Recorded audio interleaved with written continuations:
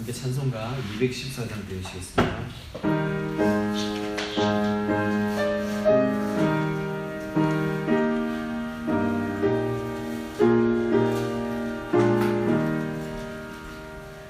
나 주의 도움 받고자 주 예수님께 빕니다. 그 구원 날 받아주소서.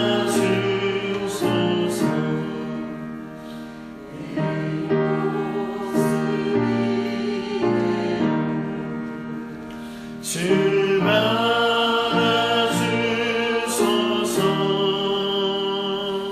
날 위해 돌아가신 주 날 받아주소서. 긴 죄에 빠져 영주를 날 위해 피 흘렸으니 주 영상대로 믿으사 날 받아주소서. 내 모습 이대로 주 받아주소서. 날 위해 돌아가신 주 날 받아주소서. 내 힘과 열심 약하여 일깨어지기 쉬우니 주 이름으로 구원해 날 받아주소서.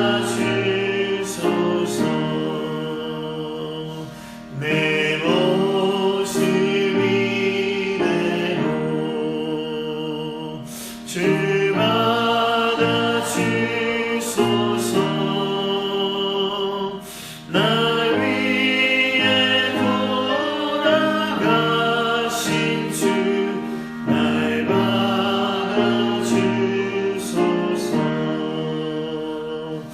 내 주님 서신 발 앞에 나 끌어 엎드렸으니 그 크신 역사 이루게 날 받아주소서. 내 모습 이대로 주 받아주소서.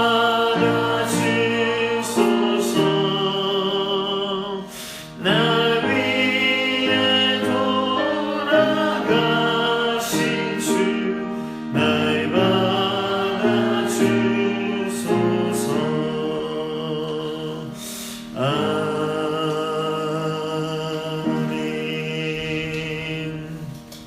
아멘. 오늘 함께 보신 하나님 말씀 누가복음 18장 18절부터 30절까지 말씀입니다.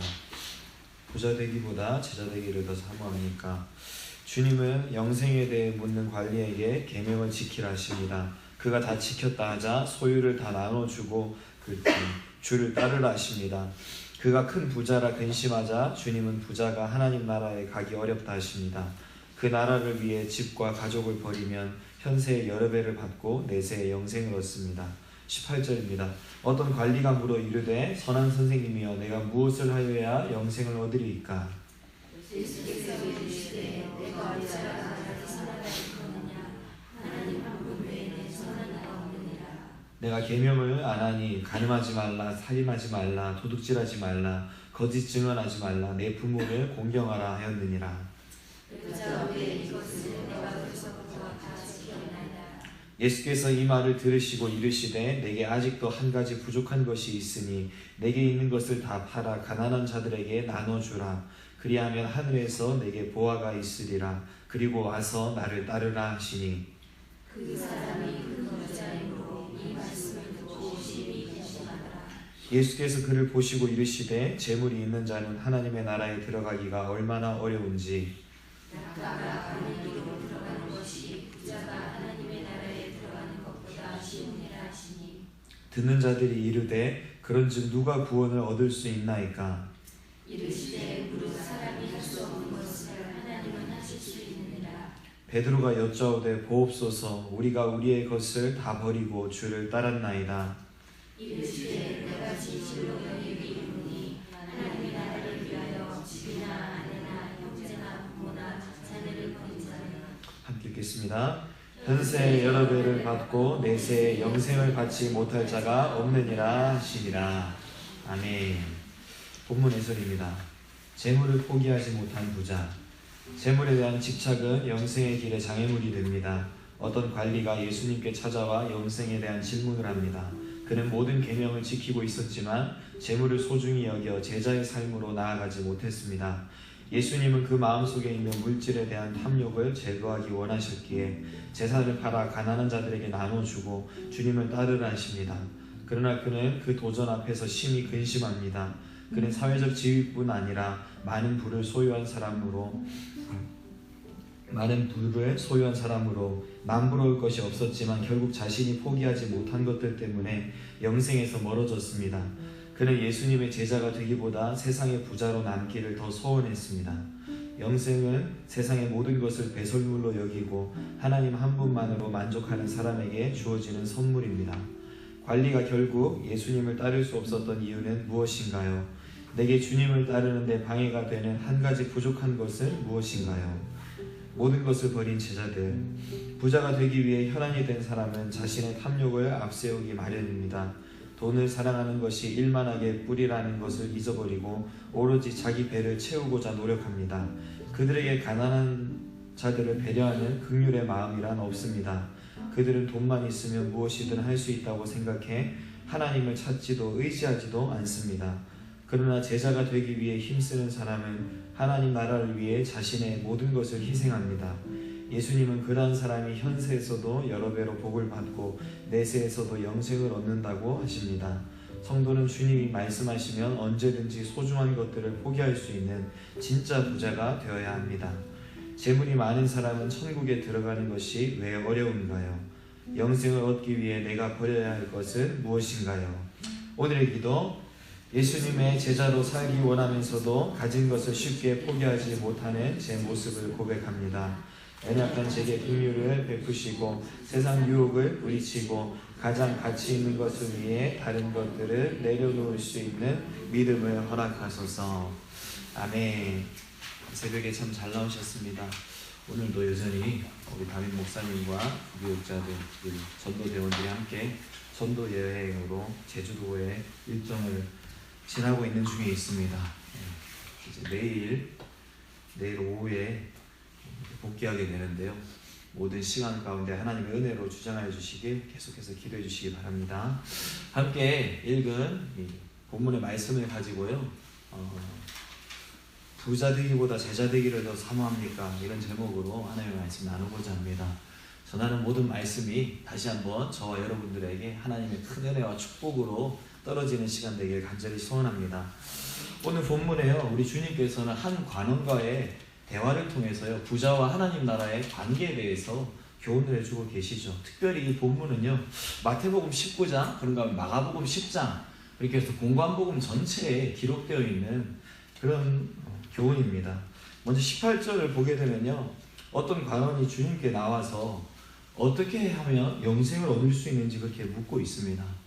특별히 오늘 우리가 읽은 누가복음에는 관원이라고 되어 있죠. 그런데 마태복음에는 청년이라고 되어 있습니다. 그리고 또 마가복음에는 그냥 한 사람이라고 되어 있고요.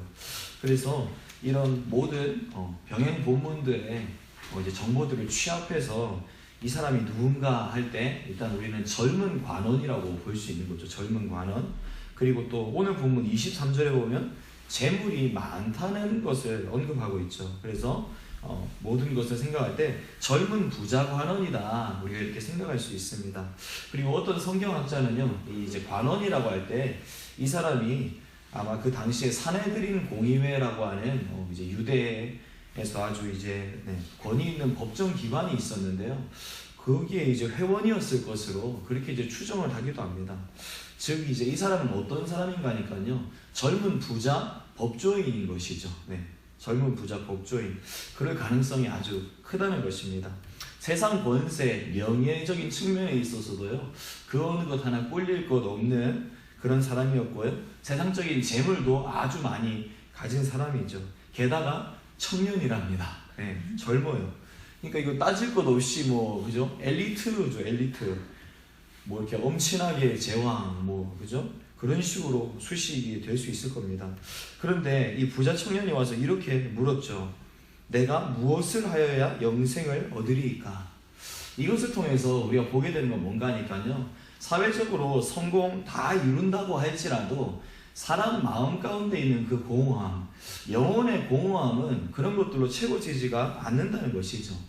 세상 부귀 영화 다 누렸던 솔로몬이라고 하는 왕이 있죠. 이 왕이 전도서 전체에 걸쳐서 줄곧 인생의 허무함에 대해서 노래를 합니다. 그러면서 그 전도서 끝부분, 전도서 12장 1절에서 이렇게 권고를 하죠. 너는 청년의 때 너의 창조주 하나님을 기억하라.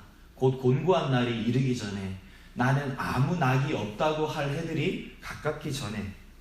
사랑하는 여러분, 마음의 공허함은요, 오직 생명의 주 대신 우리 하나님으로 말미암아 해결될 수 있는 줄로 믿으시기 바랍니다. 그렇게 하나님을 통해서 땅의 것으로 채워지지 않는 어떤 영혼의 공허함이 채워졌다면요, 우리 인생은 이제 더 이상 땅의 것에 집착하는 인생이 아니라 본질적인 것을 바라보고 그것을 추구하면서 살아갈 수 있는 인생이 되어야만 한다는 것입니다. 잠시 살다가 그죠? 떠나게 될 그런 땅의 것에 초점을 맞추고 목적을 둔 우리 인생이 아니라 장차 영원히 거하게 될 우리의 완전한 본향 천국을 바라보고 거기 초점을 맞춘 인생이 되어야 한다는 거죠. 그래서 골로새서 3장 1절에 이렇게 말씀하고 있습니다. 그러므로 너희가 그리스도와 함께 살리심을 받았으면 위의 것을 찾으라. 아멘. 이 절에 있는 저와 여러분들 예수 그리스도와 함께 다시 살리심을 받은 자들인 줄로 믿습니다. 따라서 우리의 시선이요, 이 땅에 머무는 것이 아니라 영원 천국을 바라볼 수 있게 되기를 주님의 이름으로 축원합니다.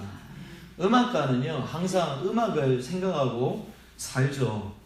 그런가 하면 장사꾼은 항상 돈 생각하면서 삽니다. 그렇죠? 그런데 이제 우리가 하나님의 성도가 되었다면요, 이제 하나님 나라를 위해 돈을 생각하고, 그죠?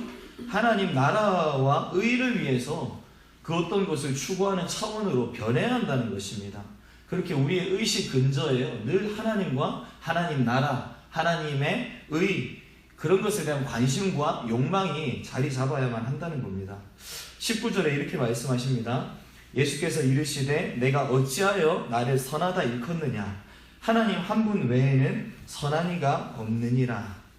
이 구절 읽으시면서 혹시 좀 이상한 마음 안 드셨어요? 아니, 예수님이 왜 하나님만 선하다 그러시고 자기는 선하지 않다 그러시는데 이게 무슨 말인가? 우리가 알기로는 우리 죄 대신 짊어지시고 십자가에 돌아가신 예수님, 그분은 무흠무죄하신 분이시기 때문에 우리 죄를 대신 지시고 십자가에 달려 돌아가셨잖아요. 근데 이렇게 말씀하신 거 보니까 완전히 죄가 없으신 건 아니고 조금은 죄가 있으신 분인가? 이렇게 생각이 되기 때문이죠. 근데 그렇지 않습니다. 이것은 무슨 의미가 하니까요, 앞서서 이제 등장한 18절에 이제 관원이 했던 말과 함께 이제 헤아려서 이제 봐야 되는 부분인데요. 18절에 보면 이 부자 관원이 예수님을 가리켜서요, 선한 선생님이라고 했죠. 선한 선생님. 당시에 유대인들이 가지고 있는 이제 사상이 있었는데요. 그건 뭔가 하니까 하나님 한 분만 선하다는 겁니다. 하나님 한 분만. 물론 예수님께서도요, 하나님의 아들로서 선하신 분이 맞습니다. 틀림없습니다. 그런데 문제는 뭔가 하니까 이 부자 관원은요, 예수님에 대해서 인식하기를 하나님의 아들로 인식하고 있지가 않다는 거예요. 그냥 선한 선생님이에요. 선한 선생님. 그죠? 선생님으로 인식한다는 거예요. 많고 많은 선생님 중에 한 분.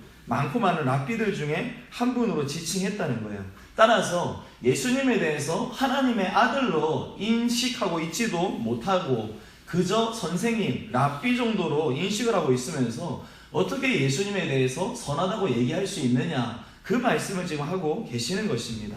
즉 주님의 말씀은요, 당신을 하나님의 아들로 인정하지 못하고 있는 그 관원에 대한 무지함에, 그죠? 그의 말에 모순이 있음을 지적하고 계시는 것이고요. 그의 그런 무지함에 대해서 은근하게 비난하고 계시는 것이죠. 마태복음 16장 15절에 보면요, 주님께서 제자들을 모아놓고 이렇게 말씀하셨죠.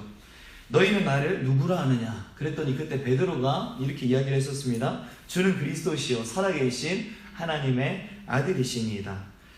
그러자 예수님께서 이렇게 말씀하시죠. 바요나 시모나 내가 복이 있도다. 이를 내게 알게 하니는 혈육이 아니요 하늘에 계신 내 아버지시니라. 아멘. 예수 그리스도를 하나님의 아들로 인정하는 것, 이거 하나님께서 그렇게 해주셨기 때문에만 가능한 줄로 믿으시기 바랍니다.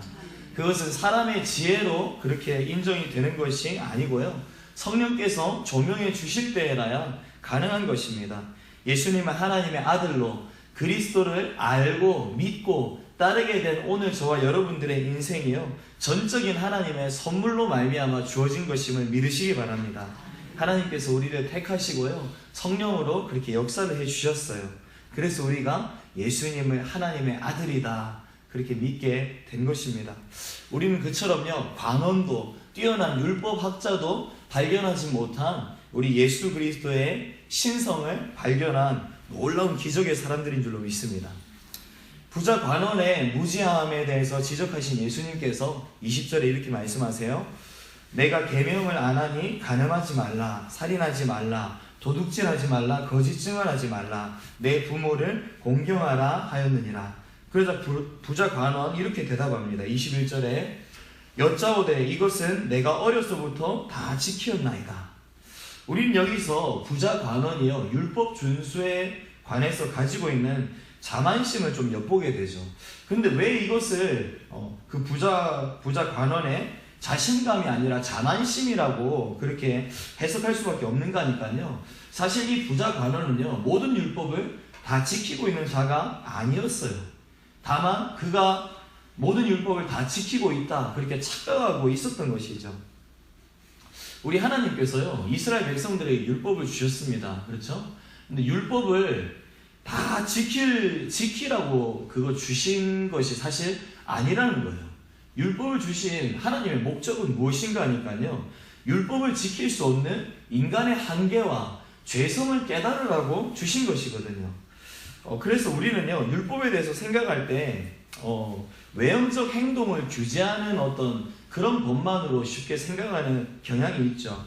그런데 사실 율법은요, 인간의 어떤 외형적 행동 규범 그 정도만을 다루는 게 아니라 인간의 마음까지 다루고 있음을 보게 됩니다. 그래서 가장 대표적으로 10계명의 맨 끝 계명 보면요, 내 이웃의 집을 탐내지 말라 이렇게 했죠. 이것은 이제 탐심에 관련된 거잖아요. 탐심에 관련된 거. 이것은 마음으로 범하는 죄를 가리키는 거죠. 외형적 규제에 관한 어떤 율법으로만 국한을 시키면요, 사실 이것은 마음에서 우러나오지 않아도요, 그냥 하는 척하면 지키는 것이 됩니다. 그죠? 그런데 마음과 관련된 이것은요, 그런 식으로 되지가 않는 것이죠. 그래서 사도 바울도요, 이 탐심이라는 것, 이것으로부터 자기 자신을 어떻게 지켜보려고 무진장 애를 썼었죠. 그런데 결국 그는요, 지켜보려고 애를 쓰면 쓸수록 그 안에 내재되어 있는 부패한 본성을 더 확실하게 발견했을 뿐입니다. 그리고 그것을 결국 지켜내지 못하는 자기의 무능함 앞에서 탄식했죠. 그의 탄식이 어떠했는가 하니까 로마서 7장 24절에 오라 나는 곤고한 사람이로다. 이 사망의 몸에서 누가 나를 건져내랴. 율법을 누구보다도 잘 알고 있었던 사도 바울인데 그 율법을 온전히 지켜내지 못하는 자기 자신을 솔직하게 발견했던 거예요. 인간의 필연적인 탄식이라는 겁니다. 모든 율법 앞에서 내가 이거 다 지켜낼 수 없구나 생각하면서 그냥 절망하는 것, 탄식하는 것, 이것이 우리 인간의 결국이라는 겁니다. 그래서 어려서부터 율법 다 지켜왔다고 자신만만하게 얘기하고 있는 이 부자 관원, 이 사람은 사실요 율법을 다 지키지 못하고 있었어요. 그런데 자기 자신에 대해서 인식하기를 율법을 내가 다 지키지 못하고 있는 죄인이다, 거기에 대한 인식이 없었던 자라는 거죠. 율법은 사실 마음으로부터 지켜져야 그게 완전히 지키는 거거든요. 그런데 우리는 그렇지 못해요. 아담으로부터 물려받은 부패한 인간의 본성이 우리 가운데 자리 잡고 있기 때문이죠. 그래서 하나님은요 율법을 주실 때 율법만 주신 것이 아니라 속죄 제사법도 주셨어요. 그런가 하면 궁극적으로 이 모든 것을 완수하실 예수 그리스도를 우리의 속죄 제물로 보내주셨던 것이죠. 만약 율법을 완벽하게 지키는 게 인간에게 가능했다면 결코 하나님 속죄 제사법 주시지 않았을 거고요, 예수님도 보내주시지 않으셨을 겁니다. 그렇게 자신이 율법을 다 지키고 있다고 착각하고 있었던 이 부자 관원에게요, 예수님은 결정적으로 그가 지키지 못한 것을 꼬집어서 말씀하시는데요. 22절에 보니까요, 내게 아직도 한 가지 부족한 것이 있으니 내게 있는 것을 다 팔아 가난한 자들에게 나눠주라, 그렇게 말씀하십니다. 율법에는요 가난한 자들을 도울 것에 대해서 말씀하시는 부분들도 참 많아요. 한 예로요, 레위기 25장 35절부터 37절을 제가 한번 읽어드릴게요. 내 형제가 가난하게 되어 빈손으로 내 곁에 있거든 너는 그를 도와 거류민이나 동거인처럼 너와 함께 생활하게 하되 너는 그에게 이자를 받지 말고 내 하나님을 경외하여 내 형제로 너와 함께 생활하게 할 것인즉 너는 그에게 이자를 위하여 돈을 구워주지 말고 이익을 위하여 내 양식을 구워주지 말라. 아멘. 이것은 가난한 자에게 있어서 나눔의 사랑을 실천해야만 한다는 그런 하나님의 명령인 것이죠. 당시 유대 사회는요 로마 식민지 그 상태에서요 온갖 수탈을 당하고 있는 상태였습니다. 그래서 대부분이 가난한 자들이었죠. 그래서 이제 역사가들에 의하면요 어떻게 당시의 상황을 이야기하는가 하니까 당시 서민들은요 보리떡으로 하루 2끼 정도 해결하면 잘 먹고 잘 사는 수준이었다는 거예요. 그러니까 하루 3끼 배부르게 먹고 이렇게 사는 사람들이 거의 없었다는 거죠. 그런 유대민족의 상황인데 그런 민족의 상황에서 많은 부를 축적했다, 이것은 뭘 가리키는가 하니까요 그가 이웃 사람에 대해서 실천하지 않는 자였다는 거예요.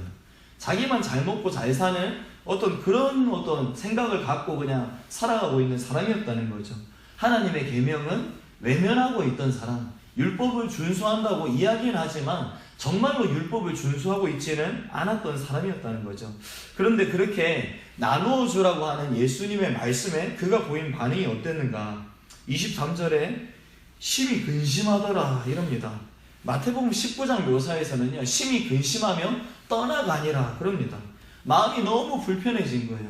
근심이 되어서 그 자리에 있기가 힘들어져서 그냥 가버렸다는 거죠. 이것을 보면요 재물에 집착하는 사람, 그리고 이웃을 사랑하는 그 마음을 실천할 수 없는 사람들, 그런 사람들은요 궁극적으로 예수님까지 외면하고 불신앙의 죄를 범하게 되는 그런 자들이 된다는 것을 오늘 또 보여주고 있죠. 주님을 그렇게 떠난 후에요 부자 관원이 행복하게 잘 지냈을까요? 아마 그렇지 못했을 거예요. 자기가 가진 재물로 좋은 옷 사입고 맛있는 거 사먹고 할 때마다 늘 예수님께서 하신 말씀이 귓전을 때렸을 거예요. 그래서 그거 할 때마다 마음이 불편하고 불안하고 분명히 그렇게 살았을 것입니다. 사랑하는 여러분, 우리가 가진 모든 것에 대해서요 하나님께서 맡기신 것이라는 청지기적 자세를 가진 우리가 되길 소원합니다. 재물의 주인이 하나님이심을 생각하면서요 하나님의 기뻐하시는 뜻이 무엇인지 고민하면서 그것을 위해서 우리에게 맡기신 것을 선용할 수 있는 자들이 되어야만 한다는 것입니다.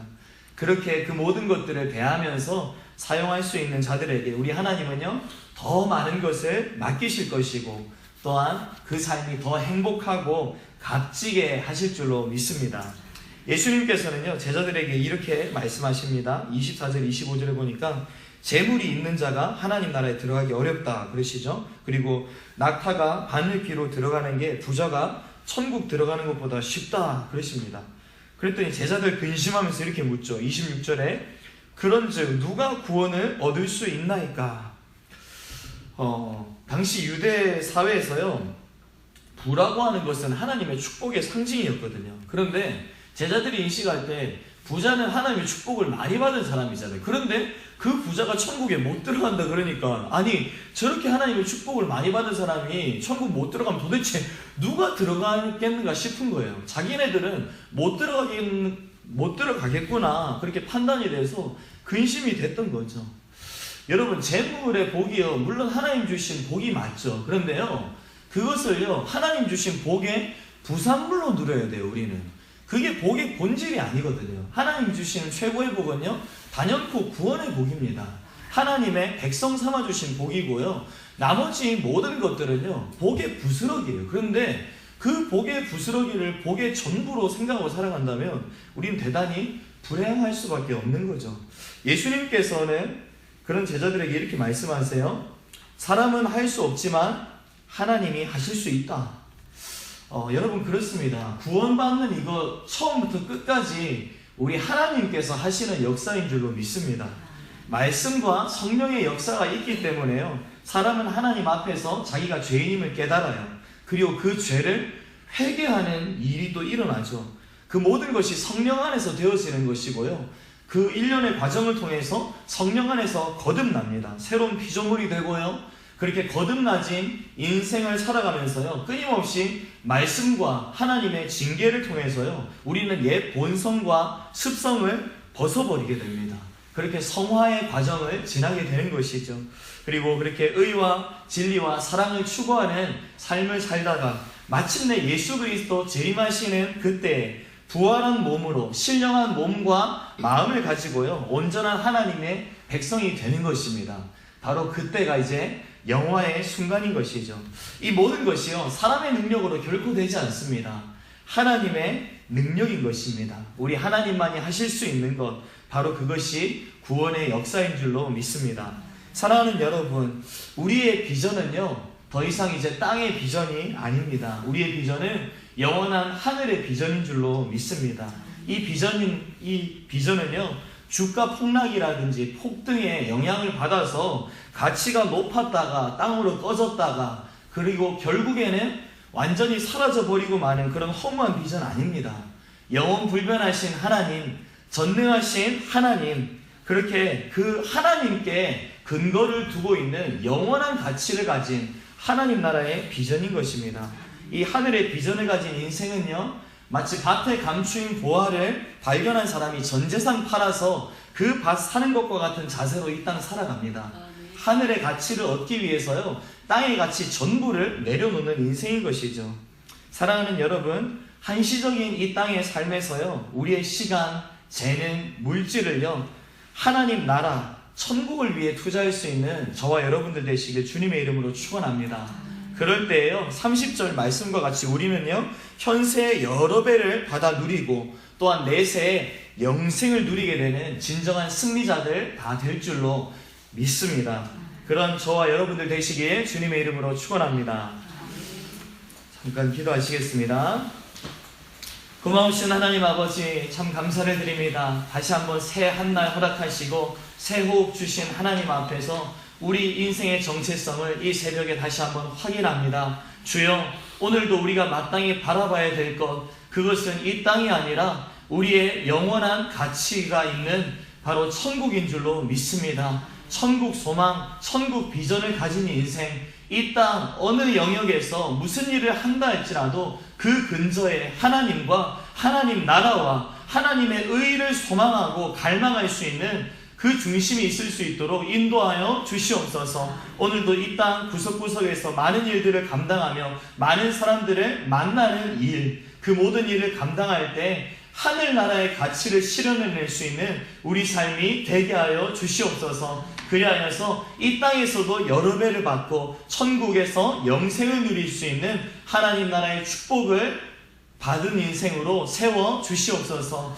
또한 하나님, 오늘 이 시간에도 쉬지 아니하고 제주도에서 전도 일정 수행하고 있는 우리 담임 목사님, 부교육자들과 또 우리 전도대원들 기억하여 주시고 영육의 강건함 허락하여 주시되 하나님 맡기신 모든 일정 잘 소화할 수 있는 복된 하루 되게 하여 주시옵소서. 함께 하실 것을 믿고 감사드리며 예수님의 이름으로 기도드렸습니다. 아멘. 주 안에 있는 나의